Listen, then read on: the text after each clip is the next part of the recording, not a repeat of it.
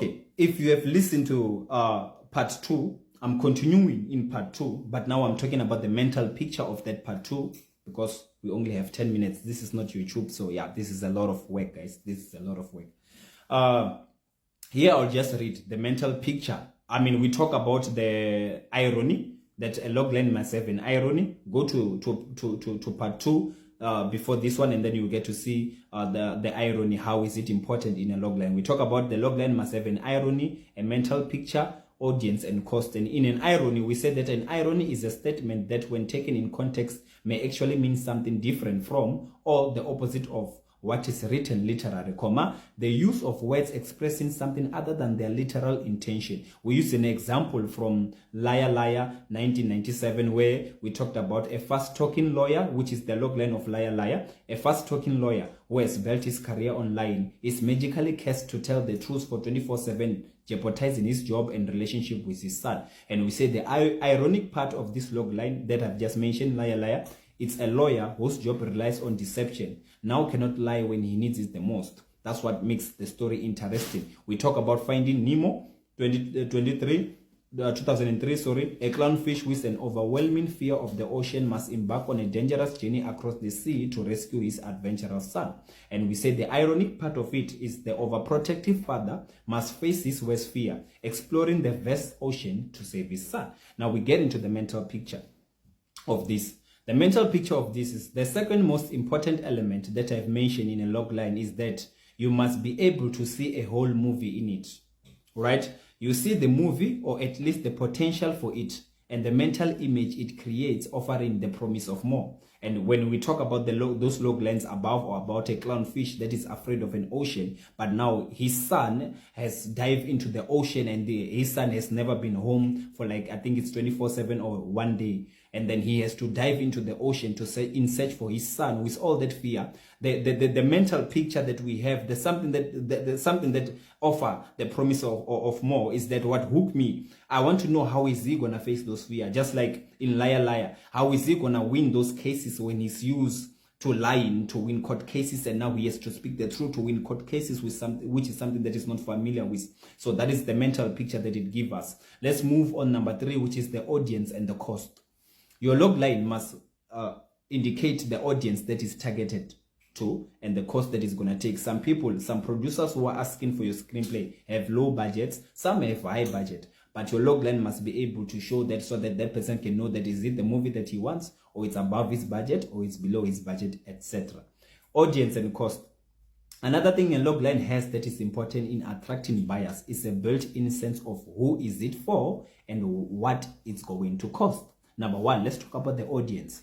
A logline should hint at the target audience based on its gender, tone, and subject matter. For an example, if a logline describes a high school romance with comedic elements, it's likely aimed to a teen or young adults, or both. A gritty crime thriller about a detective hunting a serial killer would attract an older, more mature audience, right? And then an animated adventure about talking animals saving the jungle would be for children and family, obviously.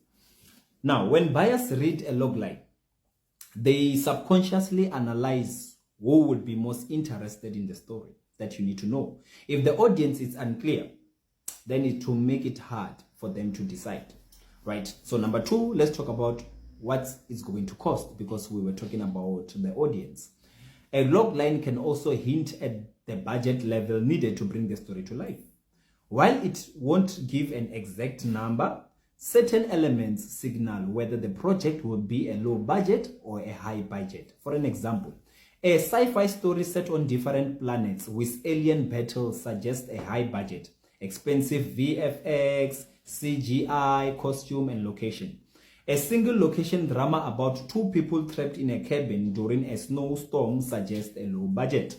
Limited sets, no special effects, An action-packed haste film with a car chase and explosion will likely cost more than a romantic drama with only few characters in a simple set. Why does this matter? Because buyers, whether producers, studios, or investors, are constantly assessing risk versus rewards. If they understand from the log line that the film has a clear audience and an appropriate budget, they are more likely to take interest. If a story seems too expensive for its market potential, it becomes harder to sell. So these things are important, guys. Let me just summarize everything that I've said. Why is a log line important? Nobody knows you. There's traffic, which means you're not the only one who's submitting, and everyone is in a rush and people are lazy to read, so you cannot afford to send them your screenplay because it's full of junk. It will make them sleep, and it will take time for them to read everything that they need to read, because some of them are given that you need to read 100 script for maybe 3 days, right? So when they see your script is long, they just throw it on the shelf. They'll deal with it later. They want the ones that they can read faster.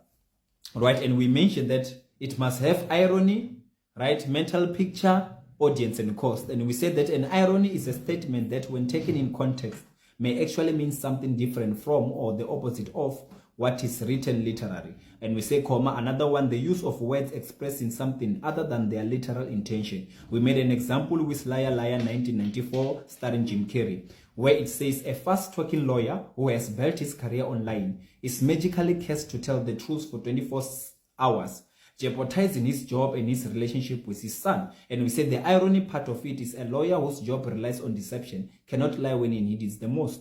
And then we talk about Finding Nemo 2003. A clownfish with an overwhelming fear of the ocean must embark on a dangerous journey across the sea to rescue his adventurous son. And we said the ironic part of it is that the overprotective father must face his worst fear, exploring the vast ocean to save his son.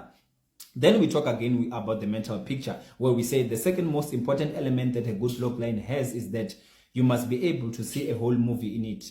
You see the movie, or at least the potential for it, and the mental image it creates, offering the promise of more. And then we talk about the audience and the cost. And another thing a logline has that is important in attracting buyer is a built-in sense of who is it for and what is going to cost. And we talk about the audience first before we talk about the cost. And in the audience, we said a logline should hint at the target audience based on its genre, tone, and subject matter. For an example, we say if a logline describes a high school romance with comedic elements, it's likely aimed at teens and young adults. And we say again, another example, a gritty crime thriller about a detective hunting a serial killer would attract an older, more matured audience. Number 3, the last one, we say an animated adventure about talking animals saving the jungle will be for children and families, right?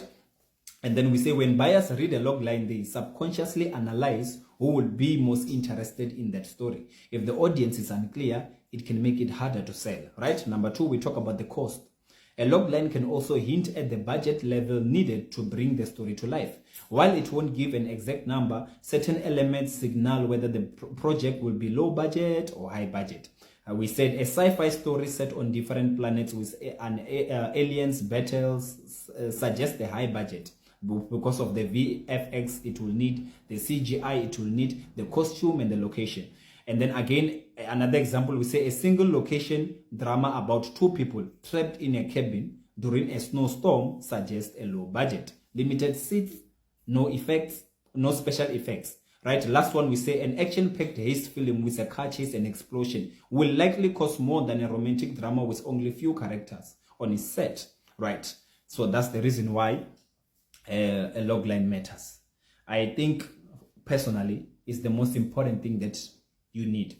You can sell your whole entire idea with just 2 sentences, with just a logline, before you can even go to a screenplay. Because a screenplay, if it's a feature-length film, it consists of maybe 60 to 120 pages, and many people don't have time to sit down and read it. But if they sit down and read it, it's either 2 things. It's either they know you personally, so you got favor, or they have read a logline, simple 2 sentences that have made them say wow, like the example that I've used that makes them want to read more, want to know more of your story. So master a logline. Before you master character development, before you do any other thing, before you write, make sure that you master your log line. Master your log line. If you master your log line, you're gonna sell. And number two, even if you don't want to sell, but for your own, you just want to write it, you have an idea of a movie, but you don't want to write it now, you can just write a log line that explains the main core idea of your movie, so that every time when you come back, if you can come back 1 week later, 2 months later, when you read a log line, you can be like, oh, now I get it, and then you start writing it. God bless you. I am J Excellence.